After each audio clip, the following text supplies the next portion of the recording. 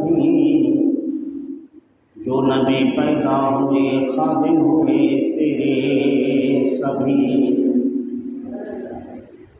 عرش اعظم مسند رفعت رسول اللہ کی دیکھنی ہے حشر میں عزت رسول اللہ کی،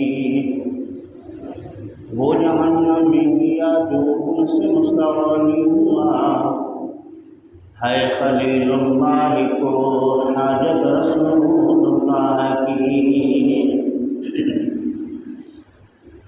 لاور بنارش جس کو جو ملا ان سے ملا، بڑھتی ہے کونین میں نعمت رسول اللہ کی، تجھ سے اور جنت سے کیا مطلب منکر دور ہو، ہم رسول اللہ کے جنت رسول اللہ کی، اہل سنت کا ہے بیڑا پارا اصحاب حضور، نجم ہے اور ناؤ ہے عطرت رسول اللہ کی۔ حمد و صلاۃ کے بعد واجب الاحترام دوستان عزیز، برادران اسلام، اللہ وحدہ لا شریک کے پاک کلام قرآن مجید سے چند آیات تلاوت کیا ہے۔ اللہ رب العزت کی بارگاہ میں دعا ہے کہ رب ذوالجلال مختصر وقت میں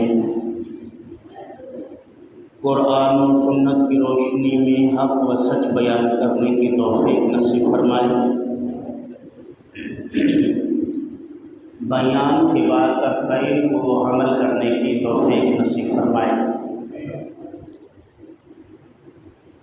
ماہ ربیع الثانی شریف کی بابرکت دنوں میں اہل سنت کی ہاں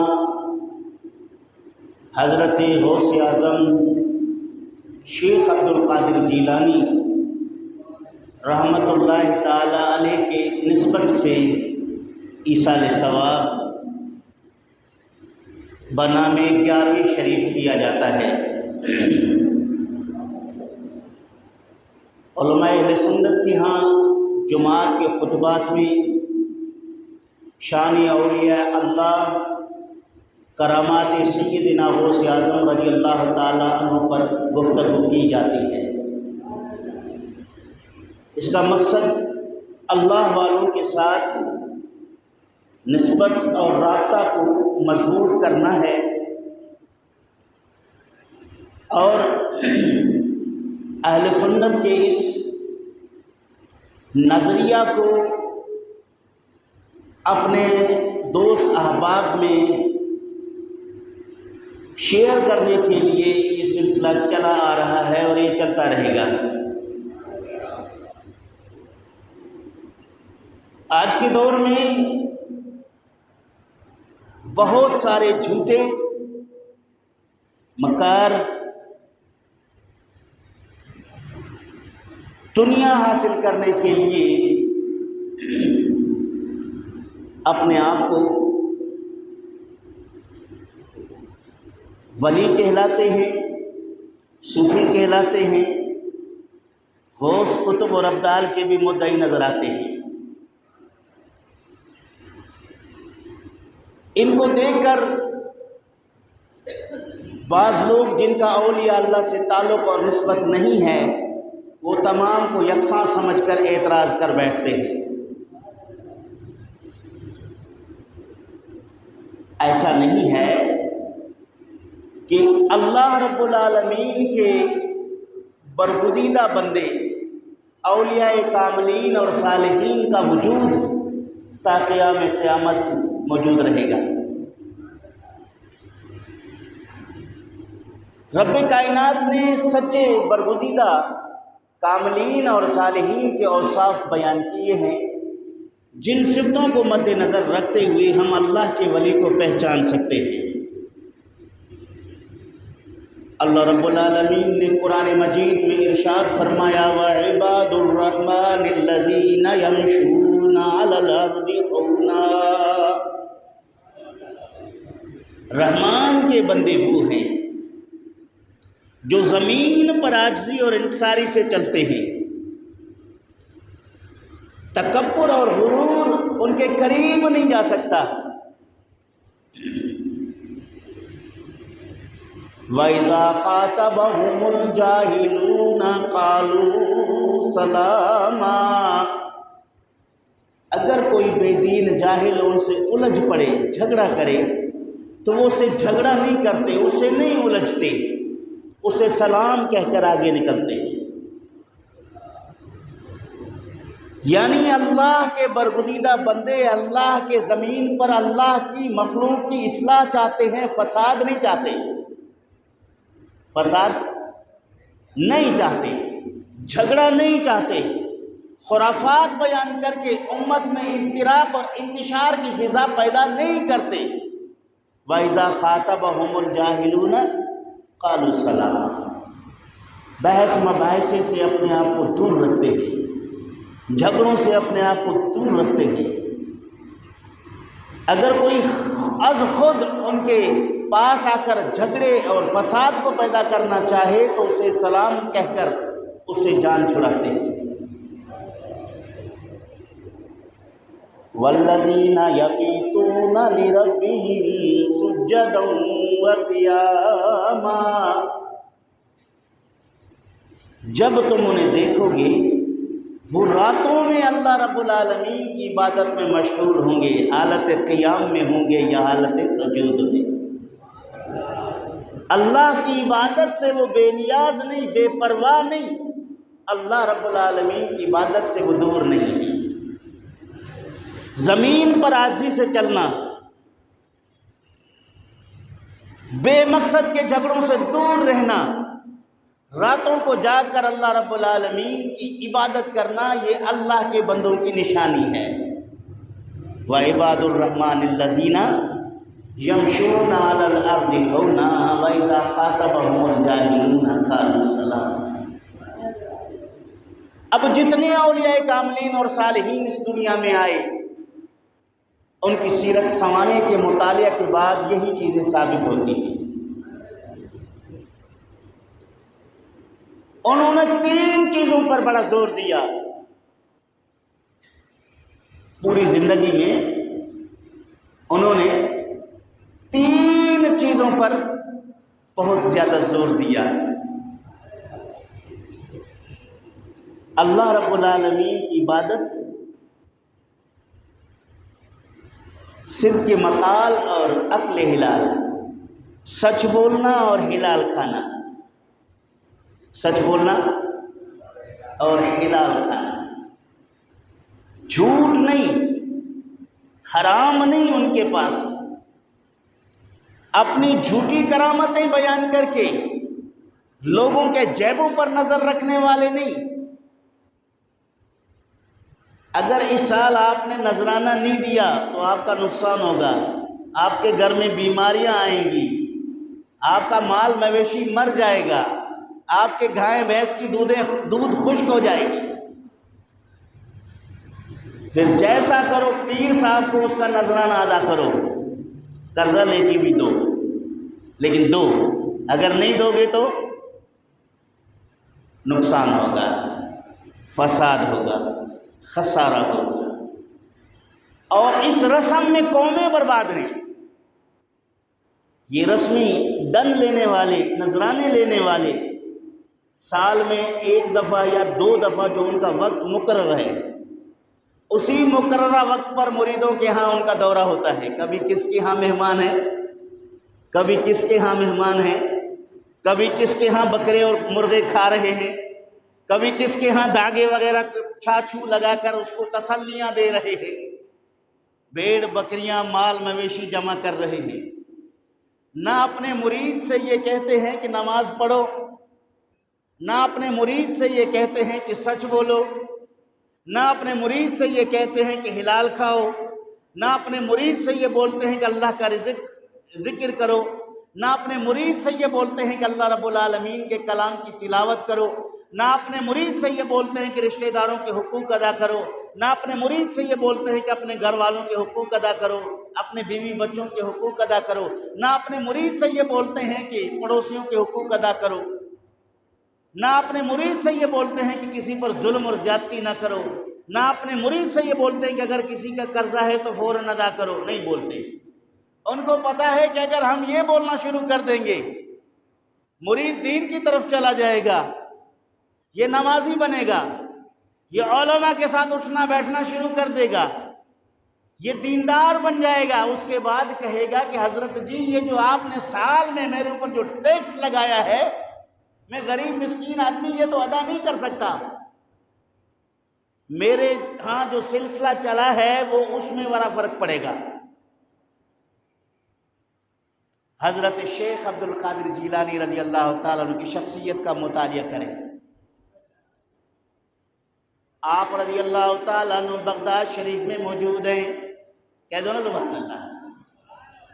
عقیدت مند مریدوں کا آنا جانا ہے، اللہ رب العالمین کا ذکر لے رہے ہیں، اللہ رب العالمین کی محبت میں شاغل ہو رہے ہیں۔ ابو المظفر المستنجد باللہ اس وقت کے خلیفہ ہیں، بغداد کے بادشاہ ہیں۔ انہوں نے 10 تھیلیاں اشرفیوں کے، کتنے؟ 10 تھیلیاں اشرفیوں کے اپنے غلاموں کے ساتھ، جو ان کے غلام ان کو اٹھائے ہوئے لائے، حضرت شیخ عبد القادر جیلانی رضی اللہ تعالیٰ عنہ کی بارگاہ اقدس میں پیش کیا، کہا حضور یہ میری طرف سے نذرانہ قبول کرو۔ اشرفی کہتے ہیں سونے کے سکہ کو، ایک سکہ نہیں بلکہ 10 تھیلیاں سونے کے سکے بھر بھر کے لایا ہے۔ اس سے حضرت اپنے لنگر خانے کو سالوں چلا سکتے ہیں، اپنے مدرسے کو سالوں تک وہ ترقی دے سکتے ہیں، اپنے لیے بہت ساری جائیداد اور محل بنوا سکتے ہیں۔ لیکن اگر ہوتے دنیا کے رسمی پیر، اگر ہوتے دنیا پرست، اگر ہوتے سونا چاندی کے عاشق تو سب لیتے اور اتنی لمبی دعا کرتے اس خلیفہ کے لیے تاکہ وہ دوسری دفعہ آئے تو 10 کی جگہ 20 لے کر آئے۔ حضرت غوث اعظم رضی اللہ تعالیٰ عنہ نے لینے سے انکار کر دیا کہ مجھے نہیں چاہیے، اپنے لے جاؤ۔ حضور میرا دل چاہتا ہے، میں آپ کا مرید ہوں، عقیدت مند ہوں، میں اس درگاہ کی خدمت کرنا چاہتا ہوں، میں آپ کے خدمت کے لیے یہ کچھ پیش کیا ہے، قبول فرمائیے۔ حضرت نے کہا یہ اپنے لے جاؤ، مجھے نہیں چاہیے۔ اس نے پھر اصرار کیا، آپ نے فرمایا مجھے نہیں چاہیے، اپنے یہ سونا اشرفی لے جاؤ، اپنے ذاتی کام میں لگاؤ، مجھے اس کی ضرورت نہیں ہے۔ مرید بیٹھے ہیں، حضرت کے شاگرد بیٹھے ہیں، کئی بغداد کے لوگ موجود ہیں، آپ سونے کے وہ تھیلیاں اشرفیاں جو ان گنت ہیں قبول نہیں کرتے۔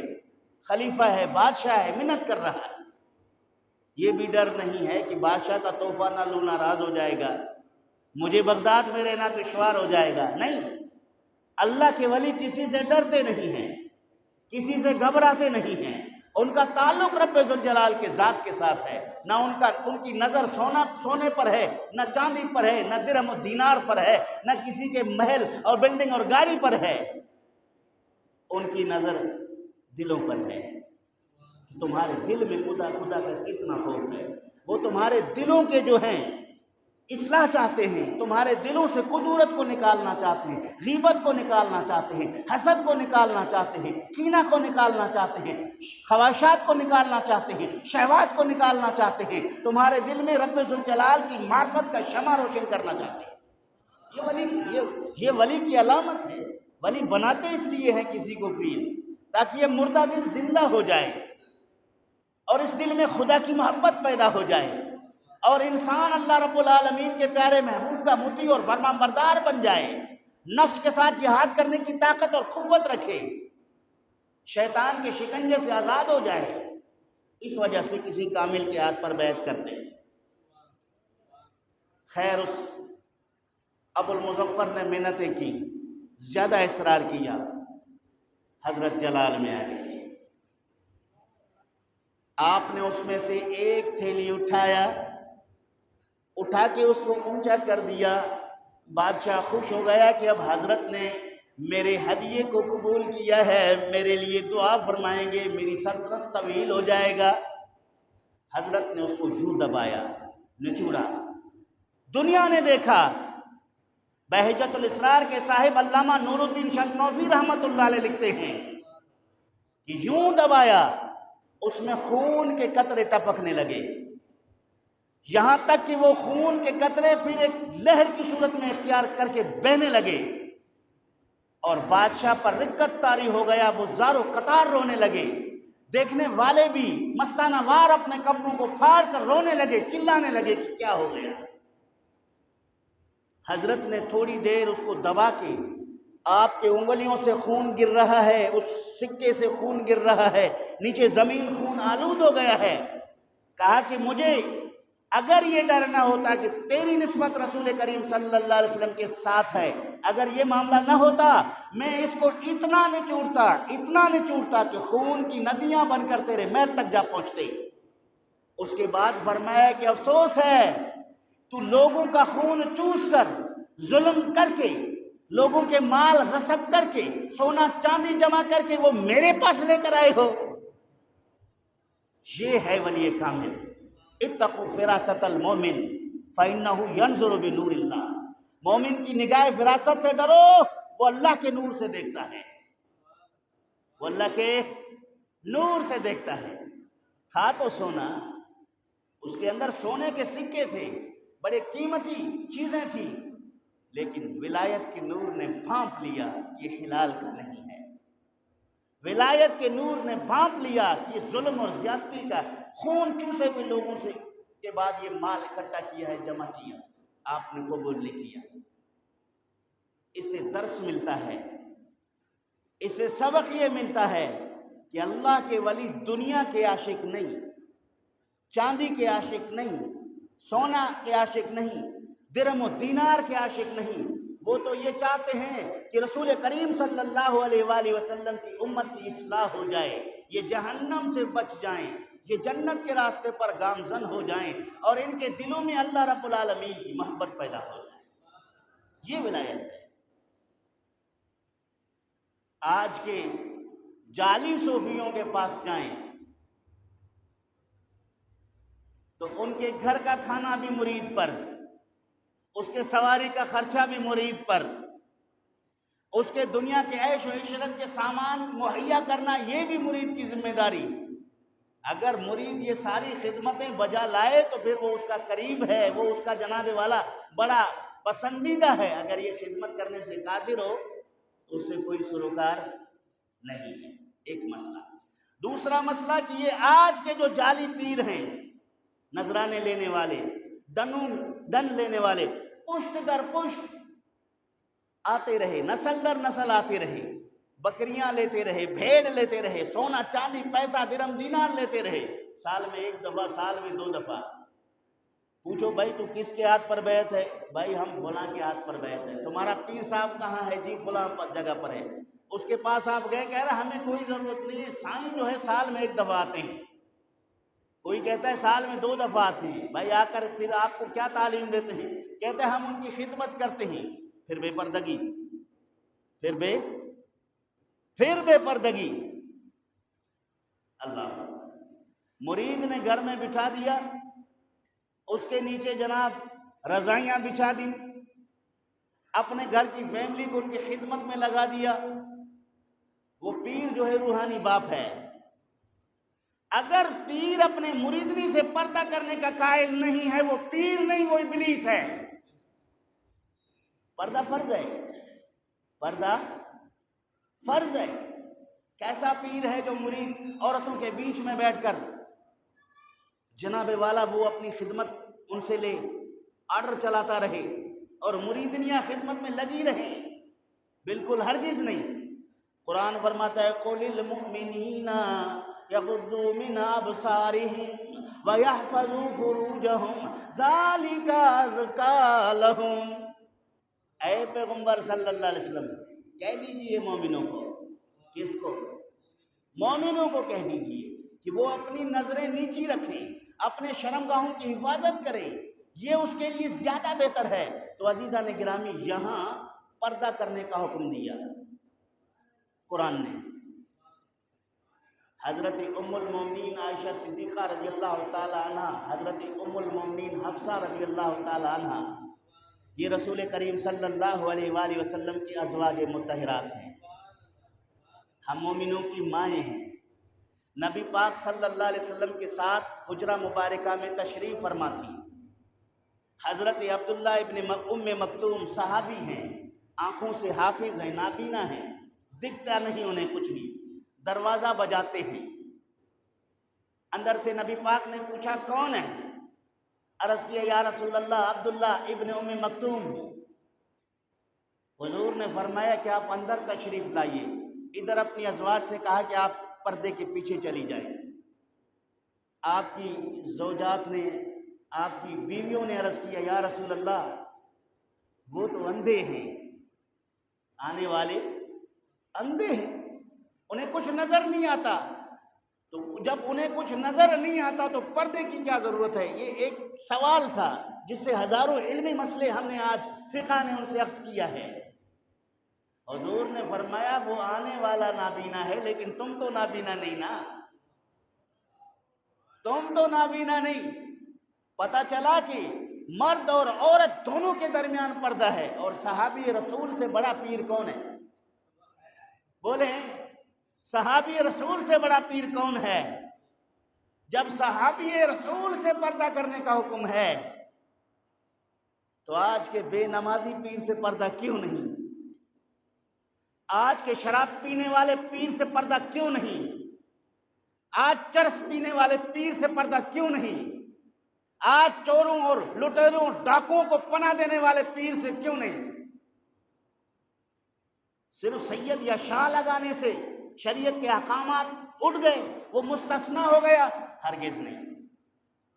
اگر وہ اپنے آپ کو سید اور شاہ کی طرف منسوب کرتا ہے وہ زیادہ پابند ہے کہ وہ متقی ہو جائے، چونکہ وہ لوگوں کے لیے آئیڈیل ہے، مشعل راہ ہے، لوگ اس کو دیکھ کر اس کی تقلید کریں گے۔ اسے زیادہ تقویٰ اختیار کرنا چاہیے، زیادہ دیندار ہونا چاہیے، زیادہ پرہیزگاری کا مظاہرہ کرنا چاہیے، کیونکہ لوگ اس کو دیکھ کے کرتے ہیں کہ یہ پیر صاحب نے، یہ کتے تیرے دربار پر، ریچھ تیرے دربار پر، مرغے تیرے دربار پر۔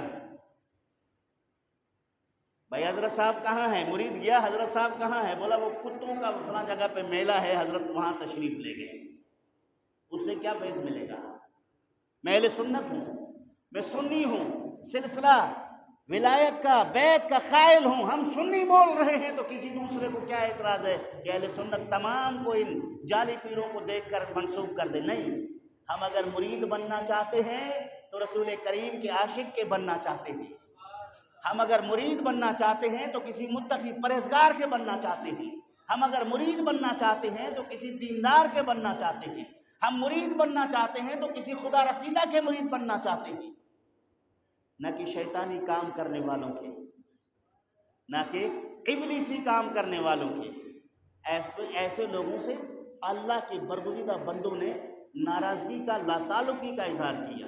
مولانا رومی نے بھی ان کی مذمت کی ہے، ایسے لوگوں کی مولانا رومی نے بھی مذمت کی ہے، اور قرآن و سنت میں بھی ان کی مذمت موجود ہے۔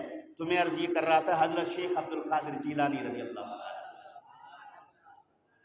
آپ عشاء کے بعد آپ کے پاس ایک شخص پڑھنے آتا تھا قرآن مجید، یہ قرآن مجید عشاء کی نماز کے بعد، وہ ان کا یہ مطالبہ تھا کہ حضرت میں آپ کے کسی شاگرد سے، مرید سے نہیں، آپ مجھے پڑھائیں گے۔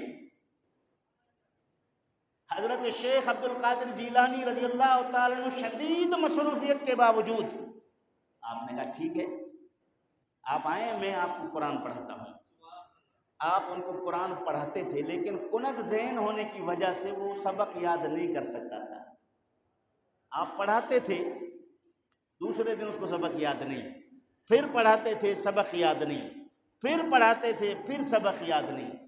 آپ کے ایک مرید نے، آپ کے ایک عقیدت مند نے عرض کیا حضور میں کافی عرصہ سے دیکھ رہا ہوں کیا آپ اس کو سبق پڑھا رہے ہیں لیکن یہ یاد نہیں کر سکتا، ابھی تک اس نے قرآن کا کچھ حصہ بھی نہیں پڑھنے پر وہ قادر نہ ہوا، آپ اس پر اپنا وقت کیوں ضائع کرتے ہیں؟ حضرت شیخ عبد القادر جیلانی رضی اللہ تعالیٰ نے کہا کہ پہلی بات سن لو، یہ پڑھنے کی نیت سے آتا ہے، اللہ پاک اس کو پڑھنے کا اجر دے دیتا ہے۔ میں پڑھانے کی نیت سے بیٹھتا ہوں، رب ذوالجلال مجھے پڑھانے کا اجر عطا فرما دیتا ہے۔ ویسے بھی اس کی ابھی مدت بہت کم ہے زندگی کی، اس کی مدت بہت کم ہے کہ ان قریب رب ذوالجلال کی بارگاہ میں یہ پیش ہوگا۔ میں نہیں چاہتا کہ یہ یہاں سے دل رنجیدہ ہو کر اٹھ جائے اور یہ کہے کہ میں تو قرآن پڑھنا چاہتا تھا، حضرت غوث اعظم رضی اللہ تعالیٰ عنہ مجھے پڑھاتے تو میں پڑھنے والا بنتا، میں عالم بنتا، لیکن انہوں نے مجھ پہ محنت نہیں کی، ممکن ہے وہ دل برداشتہ ہو جائے، تو ان کے دل رکھنے کے لیے میں اس کو پڑھا رہا ہوں، کم سے کم اس نسبت کا اس کو فائدہ ملے گا، شاگردی کا اس کو فائدہ ملے گا، اس کوشش کا اس کو فائدہ ملے گا۔ یہاں سے پتہ چلا کہ ولایت کا کام کیا ہے، ولی کا کام ہے دین پڑھانا، ولی کا کام ہے قرآن پڑھانا، ولی کا کام ہے سنت مصطفیٰ پڑھانا۔ حضرت غوث اعظم رضی اللہ تعالیٰ عنہ بغداد سے گیلان سے چلے، ایران کا ایک علاقہ ہے جس کو جیلان بھی کہتے ہیں، وہاں سے چلے بغداد گئے۔ تو بغداد کیوں گئے؟ علم پڑھنے۔ کیوں گئے؟ علم پڑھنے۔ اور آپ نے بڑے بڑے مشائخ علماء فقہا سے علم دین حاصل کیا۔ مکمل علم دین حاصل کرنے کے بعد رسول اکرم صلی اللہ علیہ وسلم کی زیارت ہوئی۔ حضور اکرم صلی اللہ علیہ وسلم نے فرمایا عبد القادر اب تو دین پڑھ چکا ہے، اب عالم بن چکا ہے، اب میری دین کی تبلیغ کر، اب میرے دین کی تبلیغ کر، اب دین کے احکامات لوگوں کو سکھا، واعظ نصیحت کا سلسلہ شروع کر۔ حضرت شیخ عبد القادر جیلانی رضی اللہ تعالیٰ عنہ فرماتے ہیں میں بارگاہ رسالت مآب میں عرض کیا یا رسول اللہ صلی اللہ علیہ وسلم، یہاں بغداد کے لوگ عربی فصیح ہیں، میں ایران سے آیا ہوا عجمی ہوں، یعنی عربی نہیں ہوں، میں ان عربی لوگوں کے بیچ میں کھڑے ہو کر واعظ و نصیحت کیسے کروں؟ نبی کریم صلی اللہ علیہ وسلم نے فرمایا منہ کھولو۔ حضرت غوث اعظم رضی اللہ تعالیٰ عنہ نے منہ کھولا۔ میرے آقا محمد کریم صلی اللہ علیہ وسلم نے 7 مرتبہ، کتنی مرتبہ؟ 7 مرتبہ اپنے منہ مبارک سے لعاب نکال کے حضرت عبد القادر جیلانی کے منہ میں ڈال دیا۔ حضرت شیخ عبد القادر جیلانی رضی اللہ تعالیٰ عنہ فرماتے ہیں اس کے بعد میں نے حضرت علی شیر خدا کی زیارت کی۔ حضرت علی شیر خدا رضی اللہ تعالیٰ عنہ نے بھی مجھے کہا کہ آپ دین کی تبلیغ کریں، آپ واعظ و نصیحت کریں۔ میں نے بھی حضرت علی شیر خدا سے وہی عرض کیا جو رسول کریم کی بارگاہ میں عرض کیا تھا۔ حضرت علی شیر خدا رضی اللہ تعالیٰ عنہ نے سن کر فرمایا بیٹا منہ کھولو۔ حضرت غوث اعظم فرماتے ہیں میں نے منہ کھولا۔ حضرت علی شیر خدا رضی اللہ تعالیٰ عنہ نے میرے منہ مبارک میں 6 مرتبہ لعاب ڈالا۔ کتنی مرتبہ؟ 6 مرتبہ۔ میں نے شیر خدا کی بارگاہ میں عرض کیا یا رسول اللہ، یا علی المرتضیٰ، ابھی اللہ کے پیارے محبوب محمد کریم صلی اللہ علیہ وسلم کی زیارت ہوئی، نبی کریم صلی اللہ علیہ وسلم نے میرے منہ مبارک میں 7 مرتبہ لعاب دہن ڈالا ہے اور آپ نے 6 مرتبہ فرمایا نبی پاک کی ادب کی وجہ سے، حضور کی ادب کی وجہ سے 7 میں بھی ڈالوں 7 حضور بھی ڈال دے تو برابری ہے۔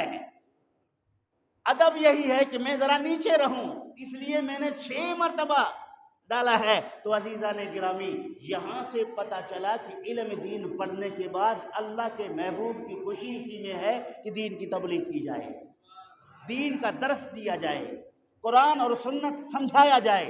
اصل اہمیت تعلیمات رسول صلی اللہ علیہ وسلم کی ہے، اسے عام کیا جائے، تو اس کے لیے پہلے علم پڑھنا ہے، علم پڑھنے کے بعد پھر ان کو بارگاہ رسالت مآب صلی اللہ علیہ وآلہ وسلم سے ایک مژدہ بشارت اور خوشخبری ملتی ہے، جس سے وہ آ کر اللہ رب العالمین کے پیارے محبوب محمد کریم کی شریعت کی تبلیغ شروع کر دیتا ہے۔ تو یہاں سے بھی پتہ چلا کہ حضرت غوث اعظم رضی اللہ تعالیٰ عنہ صرف رسمی پیروں کی طرح جبے اور کبے میں رہ کر نذرانے لے کر اپنی زندگی نہیں گزارتے تھے، بلکہ جو آپ کی بارگاہ اقدس میں نذرانہ پیش کیا جاتا تھا عقیدت مند لاتے تھے، حضرت شیخ عبد القادر جیلانی رضی اللہ تعالیٰ عنہ مخلص دوستوں کے تحفہ تحائف کو قبول فرماتے، ان کے نذرانے ہدیے کو قبول فرماتے، اپنے مصلے کے نیچے رکھتے تھے۔ جس مصلہ پر آپ بیٹھتے تھے درس دینے، اس کے نیچے رکھتے تھے۔ اسی دوران اگر کوئی سائل آ کر کہتا کہ میری حاجت ہے، ضرورت ہے، مجھے کچھ دیجئے، آپ اس مصلے کے نیچے ہاتھ ڈال کر جتنا مٹھی میں آتا آپ اس کے ہاتھ میں دے دیتے تھے۔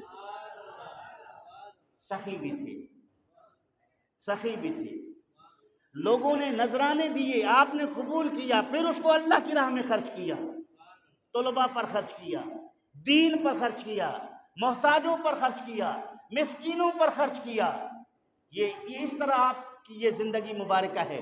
پھر جب رسول کریم صلی اللہ علیہ وسلم کے لعاب دہن ڈالنے سے آپ نے واعظ و نصیحت شروع کیا ہے۔ آپ نے فرمایا کہ میں نے جب تقریر شروع کی تھوڑے سے لوگ تھے، پہلے دن جب میں نے خطبہ دیا تو چند لوگ تھے، دوسرے واعظ و نصیحت میں کچھ لوگ بڑھ گئے، پھر بڑھ گئے، آخر میں فرماتے ہیں کہ میرے محفل اور مجلس کا یہ عالم ہو گیا کہ 70,000 لوگ بیک وقت حاضر ہو کر میری واعظ و نصیحت سنتے تھے۔ پھر یہ آپ کی کرامت تھی کہ اس 70,000 افراد میں بہت طویل یہ فاصلہ ہوتا تھا، نہ کوئی لاؤڈ اسپیکر کا انتظام تھا، اعلی صوت کچھ بھی نہیں کہ آپ کی آواز وہاں پہنچے۔ جس طرح قریب والا آپ کی آواز سن کر سمجھ سکتا تھا، اسی طرح آخری صف والا بھی آپ کی آواز سن کر اور بات سمجھ سکتا تھا۔ علماء فرماتے یہ آپ کی کرامت ہے، یعنی آپ کی آواز ہر شخص تک پہنچنا یہ حضرت غوث اعظم رضی اللہ تعالیٰ عنہ کی کرامت ہے جو اللہ رب العالمین نے آپ کو عطا کیا۔ اور آپ انتہائی جلال میں واعظ فرماتے تھے، آپ انتہائی دین اسلام پر عمل کرنے پر سختی ارشاد فرماتے تھے۔ آپ کے خطبات میں اتنا جلال ہوتا تھا کہ لوگ اٹھ کر چیخیں مارتے تھے، پگڑیاں پھینکتے تھے، کپڑے پھاڑتے تھے۔ شیخ عبدالحق محدث دہلوی رحمۃ اللہ علیہ اشیاۃ اللمعات شرح المشکات شریف میں فرماتے ہیں بسا اوقات آپ کے محفل، آپ کے واعظ نصیحت کے مجلسوں سے لوگوں کے جنازے اٹھتے تھے، یعنی اتنی بے خودی کا عالم طاری ہوتا تھا کہ لوگ مدہوش ہو جاتے، پھر روح پرواز کر کے وہ اللہ رب العالمین کے روح حوالے کر جاتے تھے۔ تو کیا عالم ہوگا اس واعظ و نصیحت کا، کتنا جلال ہوگا۔ اور پھر حسد بڑی بیماری ہے، حسد بڑی بیماری ہے۔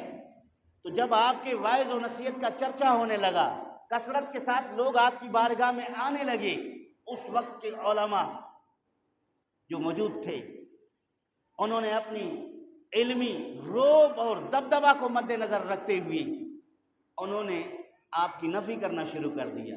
ایسا نہیں ہے کہ آپ لوگ ان کی اتنی بڑی تعریف کرتے ہو، یہ اتنا بڑا نہیں ہے، یہاں تک کہ کچھ آزمائش کے لیے آپ کے پاس بھی آئے۔ عبد الرحمن ابن جوزی بہت بڑے جید عالم گزرے ہیں، علمی شخصیت میں ان کا بڑا قد ہے، قداور شخصیت ہیں۔ آپ کے سامنے جب حضرت غوث اعظم رضی اللہ تعالی عنہ کے اس شہرت کا، آپ کے اس علمی مقالہ اور ان واعظ و نصیحت کا ذکر ہوا تو آپ نے کہا کہ میں بھی ان کی مجلس میں جاتا ہوں، اور کچھ سوالات اپنے ذہن میں لے کر آئے، سوالات اپنے ذہن میں لے کر آئے کہ اگر وہ اتنے بڑے عالم ہیں تو میں محفل میں کھڑے ہو کر سوال کر لوں گا، وہ مجھے جوابات نہیں دے پائیں گے، پھر میں لوگوں کو سمجھا دوں گا دیکھو میں کہتا تھا جتنا بڑا آپ ان کو تصور کرتے ہو اتنا بڑا نہیں ہے۔ علمی مقام میں ٹھیک ہے عالم ہے، لیکن جس طرح آپ کہتے ہو ایسا نہیں ہے۔ جب وہ آئے اور تیسری چوتھی صف میں بیٹھے اپنے شاگردوں کے ساتھ، اپنے عقیدت مندوں کے ساتھ، بڑے علمی روب داب کے ٹھاٹ کے ساتھ آ کر سامنے بیٹھے، حضرت غوث اعظم شیخ عبد القادر جیلانی رضی اللہ تعالیٰ عنہ صرف ان پر ایک نظر ڈال دی، صرف ایک نظر، کیوں؟ ایسے ہی نظر ڈالتے ہی اس کے دل میں جتنا علم تھا سب سلب ہو گیا، کچھ بھی اس کو یاد نہ رہا کہ میں کیا سوال لے کر آیا ہوں، میں کیا پڑھا ہوا ہوں، میں کیا جانتا ہوں۔ جب اس نے دیکھا کہ میرا سینہ علم سے خالی ہو گیا، اب میں بالکل صاف کاغذ کی طرح بن گیا، ایک حرف بھی نہیں میرے دل اور قلب پر، آپ نے چیخ ماری، جبہ اتار کے پھینک دیا، بے ہوش ہو گئے۔ جب ہوش میں آئے تو حضرت غوث اعظم رضی اللہ عنہ کے قریب آئے، معذرت کی، آپ کے عقیدت مندوں میں شامل ہو گئے۔ پھر حضرت غوث اعظم نے نگاہ ڈالی تو اس کا علم واپس ہو گیا۔ یہ آپ کی کرامت ہے، یہ آپ کی کرامت ہے۔ اس لیے اولیاء کاملین کے لیے کہا گیا اتقوا فراست المؤمن فإنه ينظر بنور اللہ، وہ اللہ کے نور سے دیکھتے ہیں۔ اس لیے کہتے ہیں کہ اگر کسی عالم دین کے محفل میں جاؤ، عالم دین کی مجلس میں بیٹھو تو اپنی زبان کو قابو میں رکھو، عالم کی مجلس میں بیٹھو تو زبان کو کنٹرول کرو، زبان سے کوئی ایسے کلمات نہ نکلیں جس پر حکم شرعی وہ صادر کر دے، زبان کو کنٹرول میں رکھو۔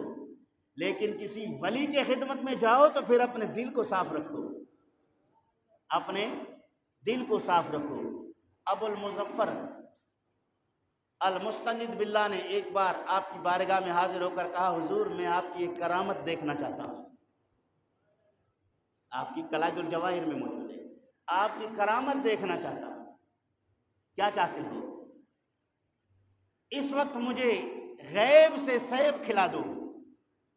کیا کھلا دو؟ سیب۔ بغداد میں سیب کا پھل موجود نہ تھا، موسم نہ تھا۔ حضرت غوث اعظم رضی اللہ تعالیٰ عنہ فضا میں ہاتھ بلند کیا، 2 سیب آپ کے ہاتھ میں آ گئے۔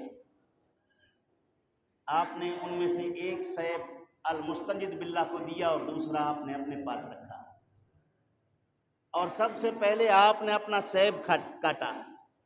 اس سیب سے خوشبو بہترین لذت کے ساتھ محسوس ہونے لگی، اور پھر آپ نے وہی چھری اس خلیفہ کو دی، اس نے سیب کاٹا تو اس کے سیب سے کیڑے نکلے۔ کیا نکلے؟ کیڑے نکل آئے۔ ابو المظفر نے کہا حضور سیب تو دونوں آپ کے ہاتھ سے ہیں، یہ بھی مجھے آپ نے دیا، اور جو سیب آپ نے کاٹا اس سے خوشبو آ رہی ہے، اور جو سیب میں نے کاٹا ہے اس میں سے کیڑے نظر آ رہے ہیں۔ فرمایا کہ لگتا ہے کہ تیرے ہاتھ میں جو سیب ہے اس پر کسی ظالم کا ہاتھ لگا ہے، اور ظالم کے ظلم کی نحوست سے اس کے اندر کیڑے پیدا ہو گئے تھے۔ یہ بھی آپ کی تعلیم تھا، یعنی خلیفہ وقت بادشاہ وقت کو یہ تعلیم دے رہا تھا کہ تیری اس حکومت میں ظلم اور زیادتی کا بازار گرم ہے، اس کو کنٹرول کرو، عادل بادشاہ بن جاؤ۔ اگر یہ ساری چیزیں ہیں تو آپ نے اس کی بھی اصلاح کی، آپ نے اس کی بھی اصلاح کی۔ تو حضرت غوث اعظم رضی اللہ تعالیٰ عنہ کے جتنے مرید ہیں، عقیدت مند ہیں، انہیں چاہیے کہ ان کے نقش قدم پر چلے۔ آپ نے واعظ و نصیحت کرتے ہوئے کہا کہ اے انسان، اے مومن، اے ایمان کے دعوے دار، تو اپنے پڑوسی سے حسد کر کے اپنے ایمان کو ضعیف کر چکے ہیں۔ آپ کا مقالہ فتح الغیب کے مقالہ نمبر 36 میں یہ جملے موجود ہیں۔ مقالہ نمبر 36 عربی میں میرے پاس موجود ہے، میں مفہوم سنا رہا ہوں، وقت کم ہے۔ آپ نے فرمایا مومن، تیرے دل میں اپنے پڑوسی کی وجہ سے حسد پیدا ہو گیا ہے، اس حسد کی وجہ سے آپ کا ایمان کمزور ہو گیا ہے۔ پھر آپ نے ایمان کے کمزور ہونے کی وضاحت کی کہ اللہ نے اس کو حسن دیا ہے، اس کے حسن کو دیکھ کر تو حسد کر رہا ہے۔ اللہ نے اس کو مال دیا ہے، اس کے مال کو دیکھ کر تو حسد کر رہا ہے۔ اللہ نے اس کو عزت دی ہے، تو اس کی عزت کو دیکھ کر حسد کر رہا ہے۔ اللہ نے اس کو دن دولت سے نوازا ہے، تو اس کے دولت کو دیکھ کر حسد کر رہا ہے۔ یہ اس کا اپنا کمال نہیں ہے، اس کو حسن بھی اللہ نے دیا ہے، تو حسد اس سے کر رہا ہے۔ گویا تو اللہ کے تقسیم پر اعتراض کر رہا ہے۔ کس کی تقسیم پر؟ تقسیم اللہ نے کیا ہے، کس کو کیسا حسن دینا ہے فیصلہ رب نے کیا ہے، کس کو کتنا رزق دینی ہے فیصلہ اللہ نے کیا ہے، کس کو کتنی عزت سے نوازنا ہے فیصلہ اللہ نے کیا ہے۔ تو یہ اللہ کے فیصلے کو دیکھ کر تو اپنے دل میں حسد لا کر اپنے ایمان کو کمزور کر رہا ہے، چونکہ اصل مالک کون ہے؟ اصل دینے والا کون ہے؟ اصل یہ ساری نعمتیں عطا کرنے والے رب ذوالجلال کی ذات ہے، تو اس کی نعمتوں کو دیکھ کر کسی مخلوق کے پاس ہے خوش ہو جا، اور پھر اللہ سے اپنے لیے طلب کر، پھر اللہ سے اپنے لیے طلب کر۔ حسد کس کو کہتے ہیں؟ حسد اس کو کہتے ہیں کہ کسی کو دیکھ کر بندہ اتنا جل جائے کہ اس کا سارا مال ختم ہو جائے، نقصان میں چلا جائے، برباد ہو جائے، اس کو کہتے ہیں حسد۔ اس کے بعد پھر رشک ہوتا ہے۔ رشک اس کو کہتے ہیں یا اللہ اس کو اتنا مال دیا ہے مجھے بھی عطا فرما دے، اس کو رشک کہتے ہیں۔ اور دوسرا مطالبہ جائز ہے، پہلا ناجائز ہے، تو پہلے سے ایمان ضعیف اور کمزور ہو جاتا ہے۔ تو آپ کے مقالات کا میں اسٹڈی کر رہا تھا، اگر ان کے مقالہ جات کو، تمام جملوں کو پڑھ کر پھر اس کی تشریح اور توضیح کی جائے، پھر آپ کو پتہ چلے کہ ولایت کس چیز کا نام ہے، اور ان صوفیوں کا اس نے کس طرح رد کیا ہے، دنیا دار علماء کا اس نے کس طرح رد کیا ہے، بادشاہوں اور حاکموں کے درباروں پر کھڑے ہونے والے جبہ اور کبہ والے مفتیوں کا آپ نے کس طرح تذلیل کی ہے۔ آپ کے خطبات واضح ہیں، آپ نے ان کو ٹھیک ٹھاک طریقے سے ان کی اصلاح کرنے کے لیے سخت جملے ارشاد فرمائے، اس لیے کہ آپ غوث ہیں۔ قدمی حاضی رقبت علی کل ولی اللہ، جس کا دعویٰ ہے کہ اللہ کے جتنے ولی ہیں ان تمام کی گردن پر غوث اعظم کا قدم ہے۔ یہ آپ کا مقولہ موجود ہے، اس پر مکمل رسالے علماء کرام نے، تفریح الخاطر نامی کتابیں ہیں، نزہۃ الخواطر نامی کتاب ہیں، اور اس طرح کی بہت ساری کتاب صرف اسی ایک جملے کی وضاحت پر علماء نے سینکڑوں دلائل قائم کر کے ثابت کر دیا ہے۔ تو عزیزان گرامی اس پر انشاءاللہ گفتگو کریں گے۔ تو غوث جا مرید غم نہ کر، اس کا مطلب یہ نہیں ہے کہ دین سے دور ہو جا، اس کا مطلب یہ کہ اگر قصور نفس کی وجہ سے، خامی نفس کی وجہ سے اگر کوئی کوتاہی ہو جائے تو ولایت کامل کے ساتھ نسبت کی وجہ سے تیری بخشش ہو جائے گی، لیکن مرید کہلانے کے بعد دین کے ساتھ بغاوت کرنے والا غوث اعظم کے دربار سے بھی دھتکارا جائے گا، اس کی بارگاہ میں اس کی کوئی عزت نہیں ہوگی۔ آپ کے خطبات موجود ہیں، آپ کے جملے موجود ہیں، آپ نے اہم بات کی ہے، آپ نے ایک جملے میں کہا انسان تو اس کتے سے بدتر ہے، آپ کا جملہ ہے۔ آپ کا الفتح الربانی مواعظ، آپ کے واعظ و نصیحت کو کتابی شکل میں جمع کیا گیا، اس کے اندر آپ کا یہ جملے موجود ہے، اے انسان تو اس کتے سے بدتر ہے جو کتا اپنے مالک کے لیے شکار کرنے جاتا ہے، اور شکار پر کنٹرول اور قابو کرنے کے بعد باحفاظت اس کو اپنی مالک کے پاس پہنچا دیتا ہے اور اس میں خیانت نہیں کرتا۔ اور تو اللہ کے ساتھ عہد کر چکا ہے، مصطفیٰ کریم کے ساتھ عہد کر چکا ہے، اللہ کے نافرمانی میں تو کتنا آگے نکل چکا ہے، رسول کریم کی نافرمانی میں کتنا آگے نکل چکا ہے۔ یہ شکاری کتا جس کو اس کا مالک ٹرین کرتا ہے، ٹریننگ دینے کے بعد وہ اگر کوئی بھی شکار پکڑ لیتا ہے تو اس کو چیرتا نہیں، پاڑتا نہیں، کھاتا نہیں، مارتا نہیں، بلکہ اس کو محفوظ رکھتا ہے، اس کو قابو کر لیتا ہے تاکہ مالک تک اس کی رسائی ہو جائے۔ یہ تو دنیا والے جانتے ہیں۔ ایک کتا اپنے مالک سے اتنی باوجود ہے اس کو بھوک ہو، یہ بھی جملہ موجود ہے، باوجود ہے کہ وہ شکاری کتا بھوکا ہو، لیکن اپنے بھوک مٹانے کے لیے جو وہ مالک کی خدمت کرنے چلا ہے اس میں کوتاہی آنے نہیں دے گا، مالک کی خدمت کرے گا جو اس کی ڈیوٹی ہے۔ تو اللہ رب العالمین نے ہمیں اشرف المخلوقات بنایا، جو احکامات ہم پہ فرض کیے گئے ہم اس میں کتنی دیدہ دلیری کے ساتھ کرتے ہیں۔ اس کے بعد پھر فرماتے ہیں اس شکاری کتے جس کو شکار کرنے کا علم اس کے مالک نے سکھایا ہے، اور وہ دوسرا کتا جس کو شکار کرنے کا علم نہیں ہے، دونوں ایک جانور کو پکڑ لیتے ہیں، شکاری کتے کے جانور پکڑنے کی وجہ سے مر جائے تو وہ شکاری کے لیے حلال ہے، لیکن وہ دوسرا جو ٹرین نہیں ہے اس کے پکڑے ہوئے جانور مر جائے تو مردار ہے۔ وجہ کیا ہے؟ یہاں فضیلت ہے علم کی، جو اس کو شکار کرنے کا علم ملا ہے، تو علم کی فضیلت یہی ہے کہ اس میں اگر خطا بھی ہو جائے تو قبول ہے، جہل میں اگر خطا ہو جائے تو قبول ہی نہیں ہے۔ تو لہٰذا یہاں سے بھی وہ جعلی صوفیوں جو علم سے دوری کی بات کرتے ہیں ان جملوں سے سمجھے۔ میرا دل چاہتا تھا کہ میں اس پر فتح الغیب کو، الفتح الربانی کو، بہجت الاسرار کو، قلائد الجواہر کو، تفریح الخاطر والفاتر کو لا کے آپ کو تاکہ یہ غوث اعظم کی تعلیمات ہیں۔ اور مرید صرف 2 دیگیں پکانے سے کہتے ہیں کہ بس ہم نے ملک فتح کر لیا، 2 دیگیں پکا دی 11ویں شریف کے نام سے بس سب کچھ فتح ہو گیا، ایسا نہیں ہے۔ ایصال ثواب کے قائل ہیں، 11ویں شریف کریں گے، اب جائز ہے، اس کے ناجائز ہونے کا فتویٰ نہیں دیں گے۔ اس پر مستقل میری ایک مقالہ تیار ہے جو میں کسی جمعے میں انشاءاللہ دلائل کے ساتھ ثابت کر دوں گا، جس پر اعتراض کرنے والوں کے اعتراض کے منہ توڑ اور دندان شکن جوابات موجود ہیں، وہ انشاءاللہ عرض کر دوں گا۔